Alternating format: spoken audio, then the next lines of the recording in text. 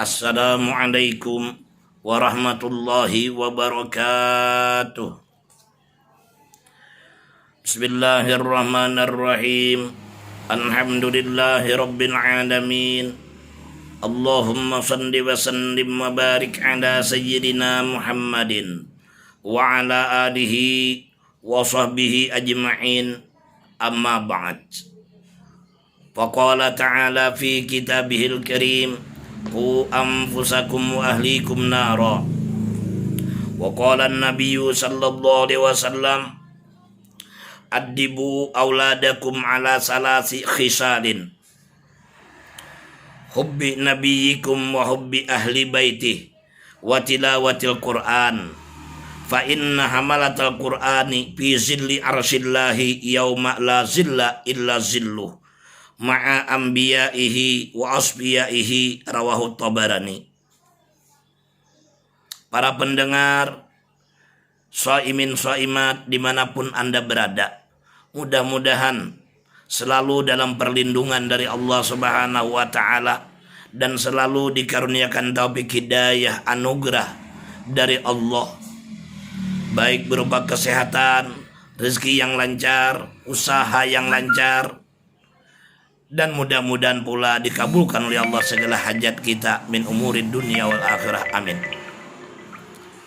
Para pendengar sekalian yang dimuliakan oleh Allah, Rasulullah sallallahu alaihi wasallam bersabda, addibu auladakum ala salasi khisalin.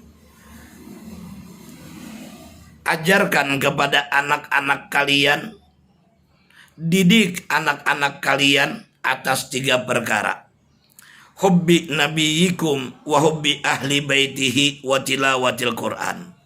Yang pertama, didik mereka, anak-anak kalian, supaya mencintai nabi kalian, supaya mereka mencintai nabinya sendiri.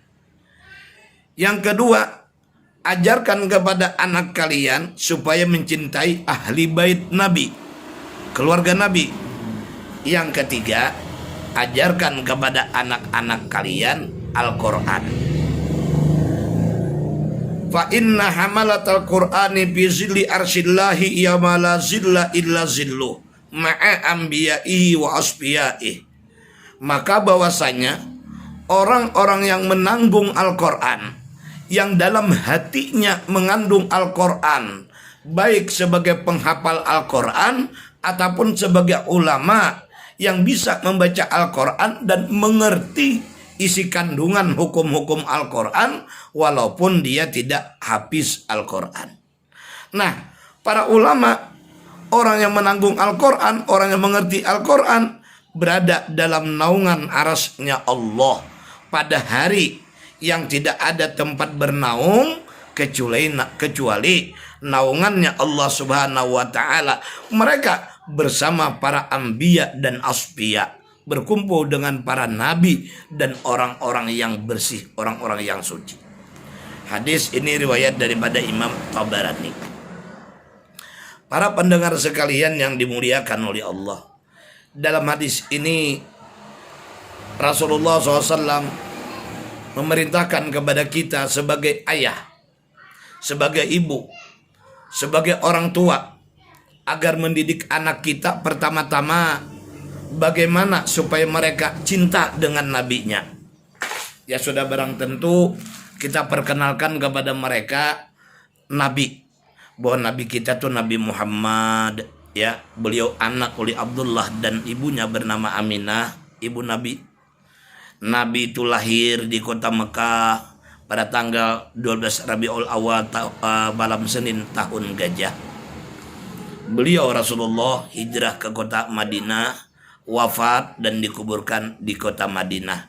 Itu awal kewajiban bagi orang tua sebelum mereka menyuruh anaknya untuk sholat adalah memberitahukan tentang nabinya itu siapa, lahirnya di mana, wafatnya dan berkubur di mana. Nah, kemudian ajarkan kepada anak-anak kita bersalawat kepada Nabi, ya, supaya tumbuh rasa kecintaan dengan Nabi. perkenalkan kepada anak kita tentang Nabi Muhammad. Sebut nama Nabi di rumah dalam setiap hari berkali-kali, bahkan berpuluh kali dalam sehari kita menyebut nama Nabi dan didengar oleh anak kita. Satu contoh, ibarat kita mau makan, nak, cuci dulu tangannya biar bersih, karena Nabi kita SAW itu senang dengan kebersihan. Makan gunakan tangan yang kanan, karena Nabi Muhammad kalau beliau makan minum dengan tangan kanan.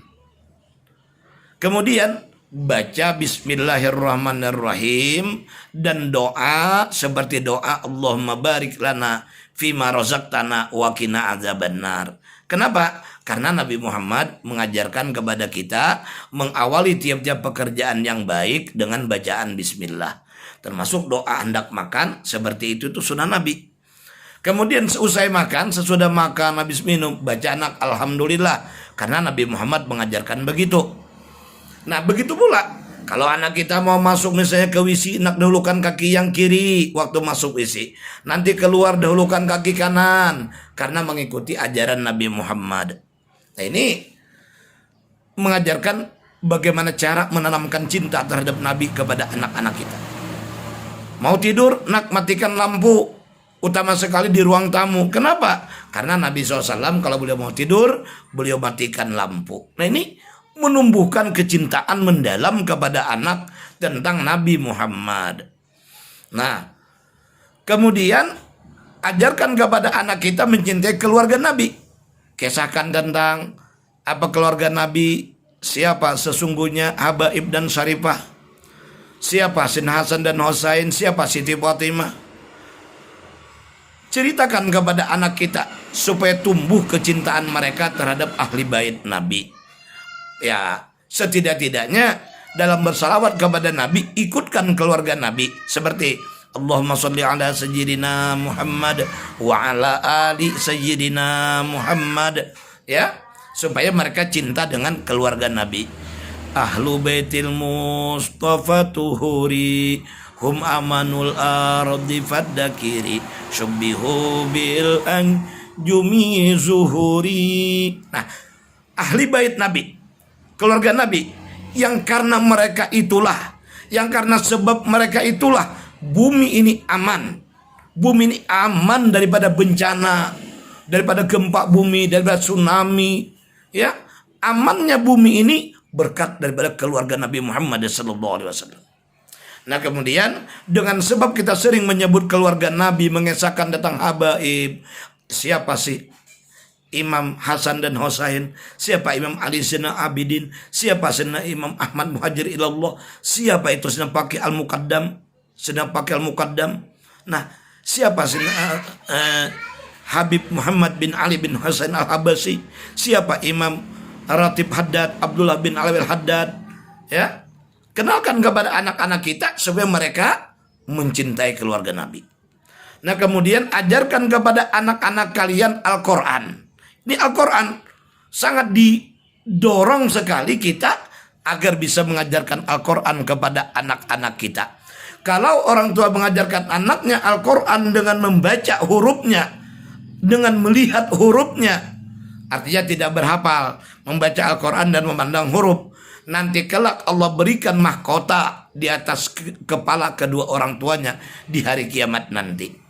Kalau anak kita bisa membaca surat Al-Fatihah, bisa membaca surat Al-Ikhlas, ia hadiahkan misalkan surat Al-Ikhlas kepada orang tuanya yang sudah meninggal dunia, dia baca 11 kali Qul huwallahu ahad, Allahus samad, lam yalid wa lam yulad wa lam yakul lahu kufuwan ahad. Nah, dengan berkat surat Al-Ikhlas yang 11 kali dia hadiahkannya sama orang tuanya, maka Allah bangunkan sebuah istana, sebuah mahligai untuk orang tuanya di dalam sorga. Nah, jadi ajarkan kepada anak kalian Al-Quran.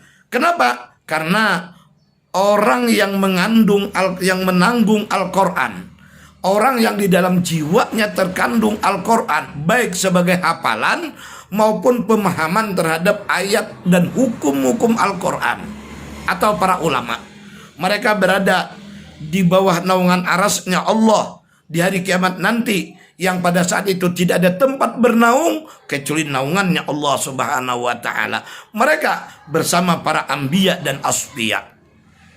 Para pendengar yang dimuliakan oleh Allah, mudah-mudahan Allah senantiasa mencurahkan taufik hidayah kepada kita, membimbing anak dan keluarga kita ke jalannya Nabi Muhammad sallallahu alaihi wasallam, jalan yang diridhai oleh Allah Subhanahu wa taala. Ya Allah, ya Tuhan kami, jadikan anak-anak kami dan zuriat kami sebagai anak-anak yang soleh dan zuriatan thayyibah, zuriat yang baik yang senantiasa menggembirakan kami dalam dunia dan menyenangkan kami di akhirat. Demikian akhirul kalam, wallahul muwaffiq ila aqwamit thoriq. Assalamualaikum warahmatullahi wabarakatuh.